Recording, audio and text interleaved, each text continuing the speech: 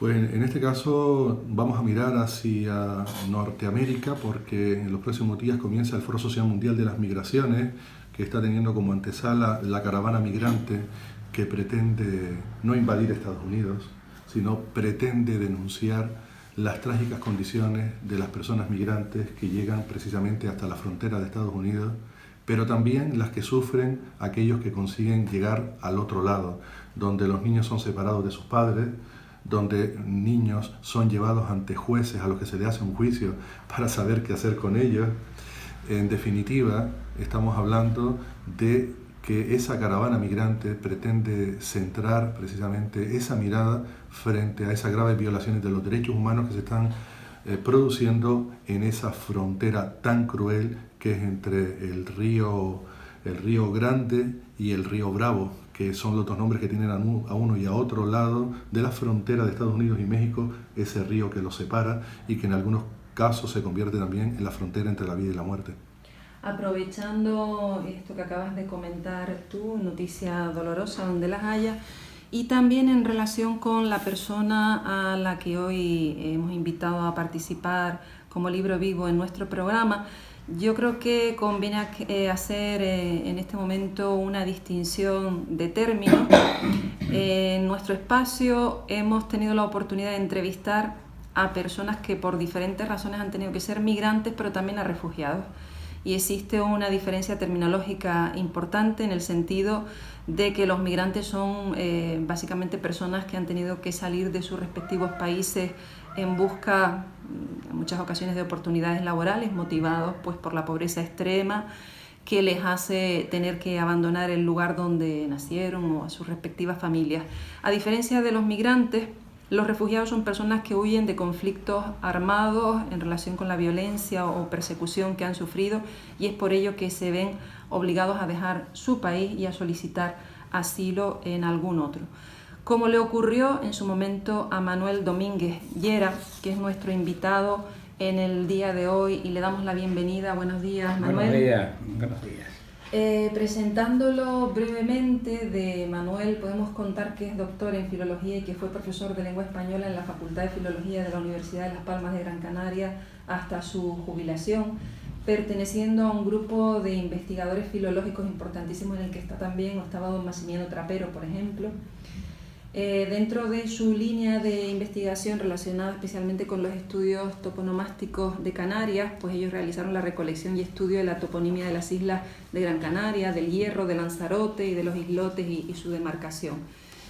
Pero fundamentalmente hoy invitamos a Manuel Domínguez Llera para que nos cuente cómo fue en un momento determinado de su biografía personal, un niño de la guerra civil española que con 5 años, tan solo 5 añitos, se ve obligado a dejar su país con su familia, y el golpe de Estado que en aquel momento tuvo lugar en España hizo que ellos tuvieran que desplazarse hasta Chile, pero no quedan ahí los avatares de Manuel porque ya había terminado su carrera universitaria en Chile y después de más de 30 años de estancia en el país se ve obligado a regresar porque le atropella una segunda dictadura, la de Augusto Pinochet. Efectivamente. Comenzando por el principio, aquellos 5 años.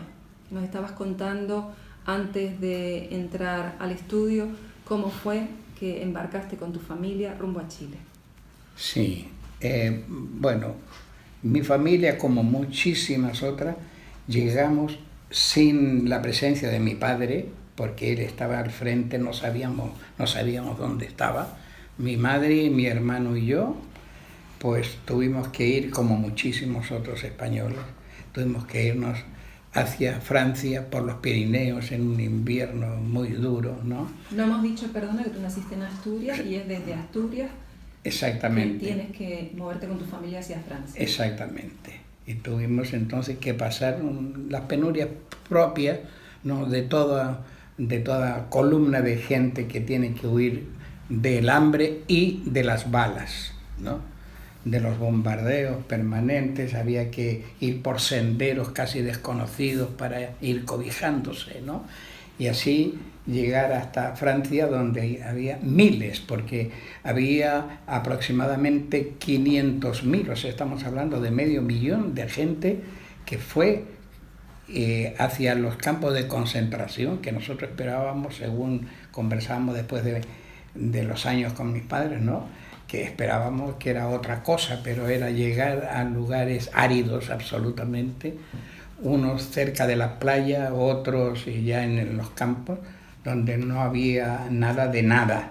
Eran unos lugares desérticos prácticamente. Inhóspito, no había nada preparado, no que dijéramos que había elementos para poder cubrirse, ¿no?, del frío y pasar naturalmente el hambre que se pasaba porque éramos muchos y no había nada preparado, no había absolutamente nada preparado. Así que poco a poco, pues fuimos aguantando, no quedaba otra. Pero no con mi padre, estaba mi hermano, mi madre y yo. De mi padre no sabíamos nada. Él estaba después en otro campo de concentración aparte, ¿no? No teníamos idea. Y pues ahí estuvimos desde los primeros días de enero hasta septiembre, que fue donde Pablo Neruda, el famoso poeta chileno, ¿no?, que tuve el placer de conocerlo yo personalmente y hablar después con él, ¿no?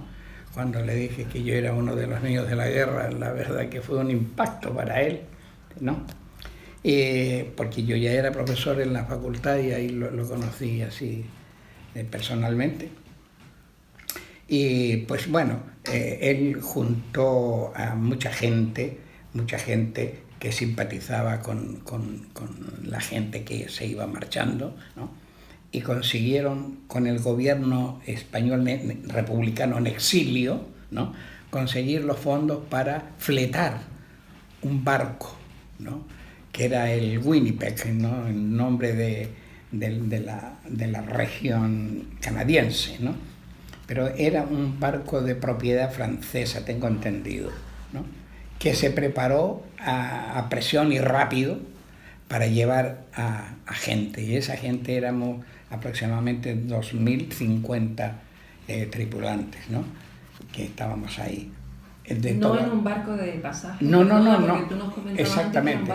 Era un barco de cabotaje. Era un barco de cabotaje que lo arreglaron las bodegas de como fuera posible. Hicieron unos camastros ahí, uno encima de otro, ¿no? Llegar a 3 pisos, llamémoslo así, ¿no?, los camarotes, y entonces en una parte estaban las mujeres y en otra parte los hombres. Y algunos niños, y yo entre ellos, me iba me aceptaron que fuera con mi padre y otro rato me iba con mi madre y así, ¿no?